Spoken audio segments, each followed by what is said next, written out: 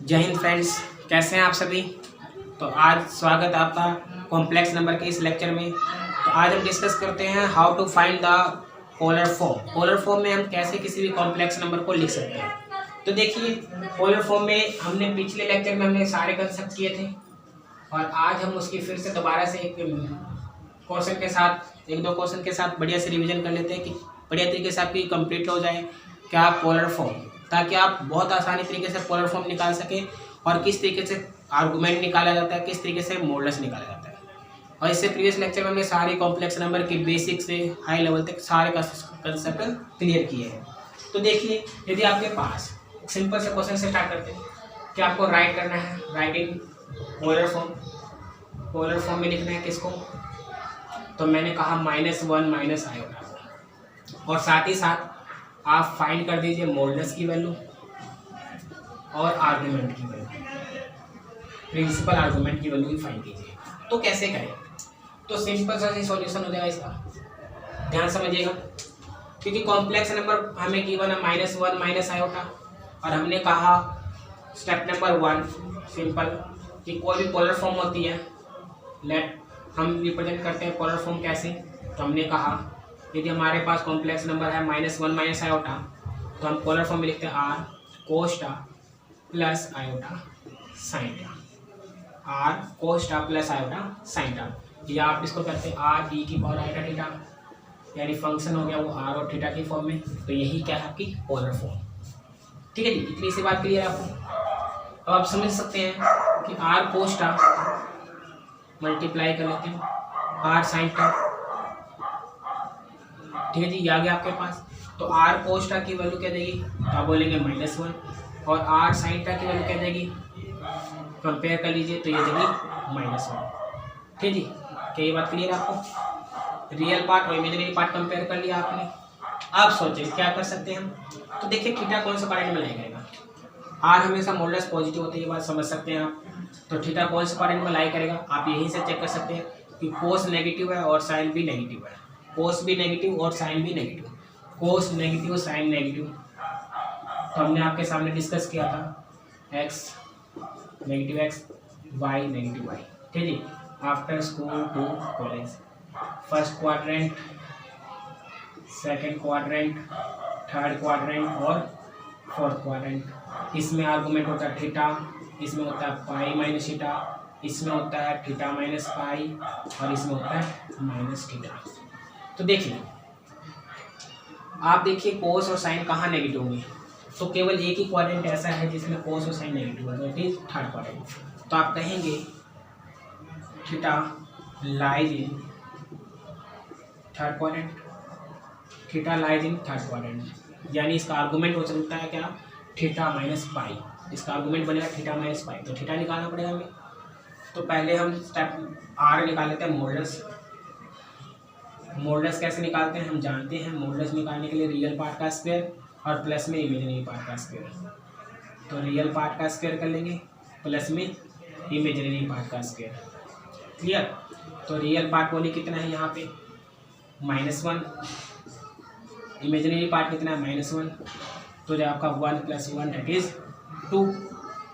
तो आप कह सकते हैं कि आर यानी मॉडुलस की वैल्यू क्या आएगी, √2। बोलिए, इतनी बात क्लियर है कि हमने पहले पोलर फॉर्म में लिखा इस तरीके से, इसकी आर से मल्टीप्लाई किया गया, कंपेयर किया आर कोस्टा और आर साइन थीटा की वैल्यू आ गई। आप देख रहे हैं आर तो हमेशा पॉजिटिव होता है, तो कोस यहाँ नेगेटिव, साइन नेगेटिव, कोस और साइन नेगेटिव कहाँ होगा, थर्ड क्वाड्रेंट में।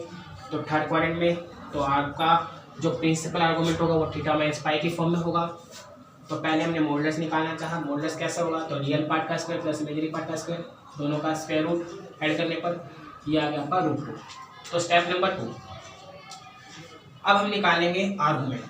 तो टेल्टा हमने कहा इमेजिनरी पार्ट अपॉन में रियल पार्ट। इमेजिनरी पार्ट कितना है आपके पास, तो आप बोलेंगे -1, रियल पार्ट कितना है तो वो भी -1, यानी हो गया 1, कैंसिल हो गया 1 आ गया। अब 1 आ गया तो 1 कब होता है टेल्टा, आप देखिए टेल्टा 1 आ गया, और 1 कब होता है तो आप बोलेंगे 45 45 पर, तो थीटा कितना आ गया 45। क्लियर।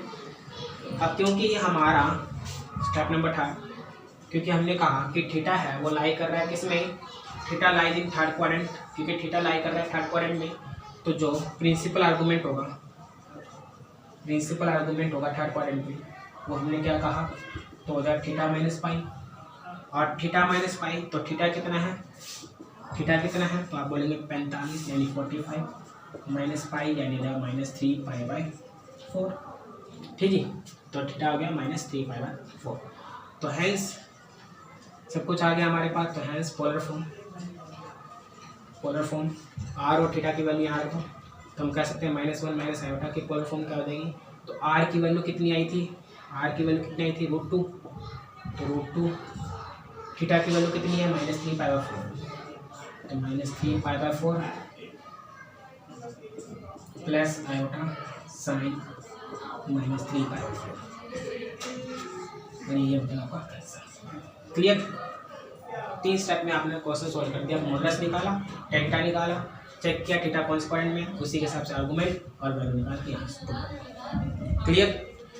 तो इसी तरीके से मान लीजिए आपके सामने एक और सिंपल सा क्वेश्चन, यदि मैं यहाँ पे थोड़ा सा चेंज कर दूँ और यदि मैं कहूँ यहाँ पे, नोट कर लिया होगा आपने, यदि ये मैं कहूँ 1 माइनस आयोटा होता तो क्या होता, यदि ये 1 माइनस आयोटा होता तो क्या होता, तो आप कहते ये होता, यहाँ पॉजिटिव हो जाता, ठीक है, यहाँ पॉजिटिव हो जाता, और क्या होता है यहाँ पॉजिटिव हो जाता, मगर इस पर कोई फर्क नहीं पड़ता, यहाँ एच डी जाएगा, यहाँ भी पॉजिटिव हो जाता है आपका, सॉरी यहाँ पॉजिटिव हो जाता है, यहाँ नेगेटिव हो जाता है, ठीक है जी, यहाँ इस तरीके से हो जाता है। तो आपका यहाँ पे थीटा से मिल जाता है π/4।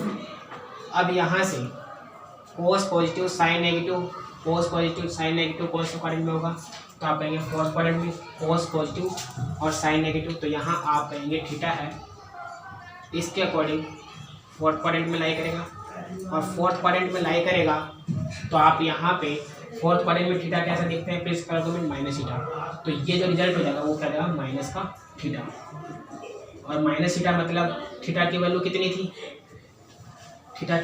बोलिए, तो थीटा की वैल्यू 45 है, तो आपका हो जाएगा -π/4, और ये हो जाएगा आपका polar form 1 minus iota is equal to √2 R की वैल्यू और cos theta -π/4 plus iota sine -π/4, and देख लीजिए, समझ लीजिए किया क्या हमने। यदि हमारे पास 1 माइनस आयोटा होता तो कैसे निकालते हम, तो हमने वही सेम स्टेप, पहला स्टेप आप कॉम्प्लेक्स नंबर पोलर फॉर्म के फॉर्म में लिखते हैं और आर कोस्टा और आर साइन थीटा की वैल्यू निकालते हैं कंपेयर करने पर, तो आर कोस्टा की वैल्यू 1 आ रही है और आर साइन थीटा की वैल्यू -1 आ रही है, तो आपने देखा कोस पॉजिटिव साइन नेगेटिव, कोस पॉजिटिव यहाँ होता है, साइन नेगेटिव यहाँ होता है, यानी फोर्थ क्वाड्रेंट में, तो थीटा लाई कर गया फोर्थ क्वाड्रेंट में, तो प्रिंसिपल आर्गुमेंट कैसा होगा, तो माइनस थीटा होगा।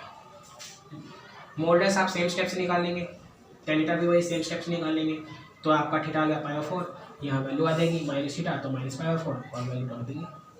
क्लियर। तो उम्मीद है आपको समझ में आ गया होगा और आप इसकी प्रैक्टिस कर लेंगे। तो फिलहाल इतना ही, फिर मिलेंगे नेक्स्ट लेक्चर में। तो आज के लिए इतना ही। जय हिंद, जय भारत।